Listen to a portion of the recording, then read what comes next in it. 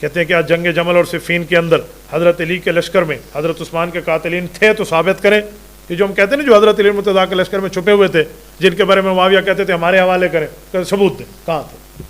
یہ بھی اس طرح کا سوال ہوتا ہے. ایک پروفیسر نے مجھ سے کالج میں سوال کیا تو میں نے پھر اس کو یہاں ایڈریس کیا. میں نے کہا اگر کبھی پوچھیں تو چلو ثبوت دے دیں. میں نے 3 ثبوت ان کے یہاں پیش کیے. پہلا ثبوت کہ حضرت علی کے لشکر میں ایک قاتلین کا گروہ چھپا ہوا تھا, موجود تھا. پہلا ثبوت البدایہ والنہایہ جلد نمبر 7 صفحہ نمبر 288. فذهب الى علی فقال هؤلاء الذين ترون فخرج خلق كثير. یہ پورا واقعہ حضرت ابو درداء اور حضرت ابو امامہ باہلی رضی اللہ عنہما 2 صحابی ہیں. میں کل بیان کر چکا ہوں جن کو جنگ صفین میں صلح کے لیے حضرت علی کی طرف سے اور معاویہ کی طرف سے حضرت علی کی طرف آ جا رہے تھے.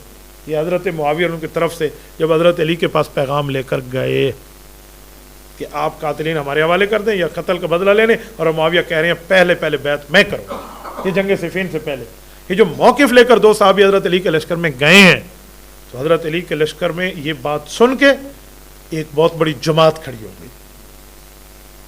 یہ کون ہے؟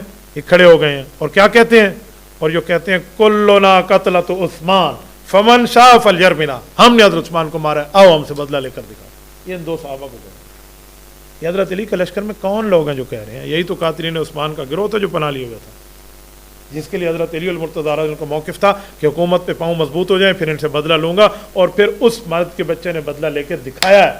جنگ نہروان میں یہ تحقیق ہوئے ہیں, یہ وہی بے ایمان تھے.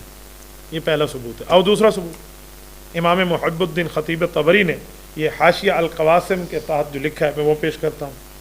وہ کہتے ہیں وجود قتلت عثمان فی معسکر علی حقیقت لا یماری احد. کہ حضرت علی کے لشکر میں موجود کے انکار کوئی نہیں کرتا. اس میں اشتر نام کا شخص موجود ہے. ان الاشتر وهو من رؤوس البغاة.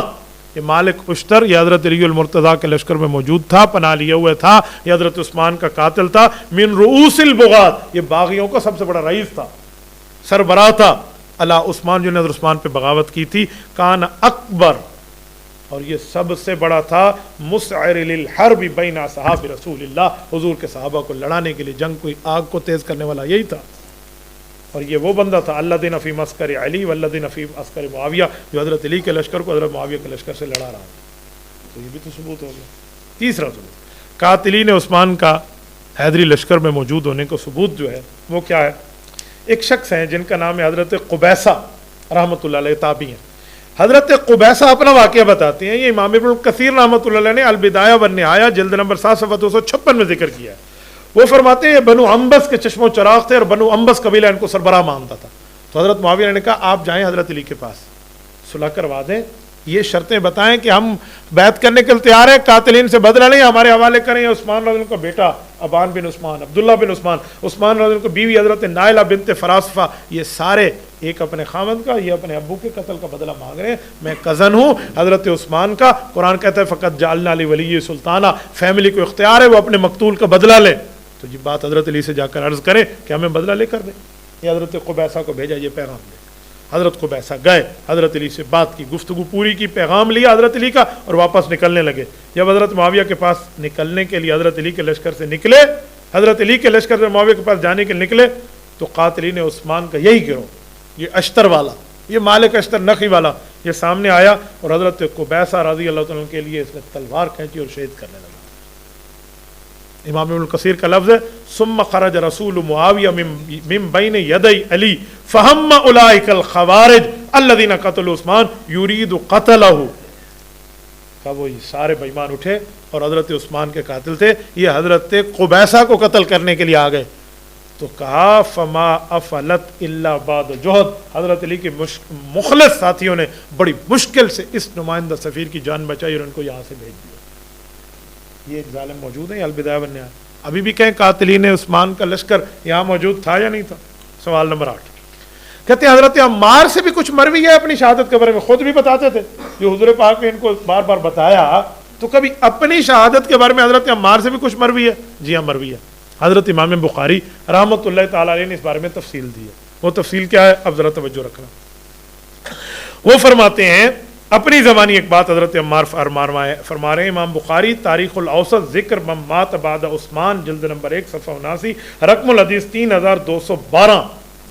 حلب شام سے روایت یہ کتاب چھپی ہے، وہ ارشاد فرماتے ہیں ام عمارہ ایک خاتون ہے، یہ حاضنۃ لعمار، حضرت عمار ان کی دائیہ تھی، یہ ماں کے ہیں، دودھ پلایا ہے، رضائی ماں بھی ہیں.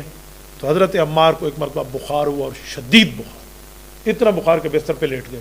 تو ماں نے سمجھا میرا بیٹا فوت ہو جائے گا اس بخار میں، تو ماں رونے لگی ان کے اوپر. یہ دائیہ ماں اشتکا عمار، اور ماں رو رہی ہے اس تکلیف میں.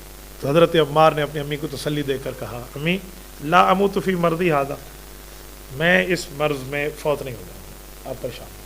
ماں نے کہا وہ کیسے، آپ کیسے کہہ رہے ہیں؟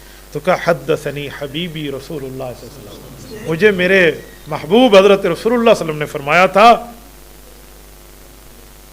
انی لا اموت، میں کبھی نہیں مروں گا، الا قتل بین فئتین مؤمنتین، مومنین کے دو گروہوں کی لڑائی ہوگی وہیں مجھے شہید کیا جائے گا. تو مومنین کی گروہ حضرت علی حضرت معاویہ کے گروہ ہے، شہید کرنے والے باقی ہیں جو 10 نشانیوں سے ثابت کر چکے ہیں. حضرت عمار کی اپنی زبانی مروی ہے یار، اس کے علاوہ بھی کوئی بات ہو سکتی ہے.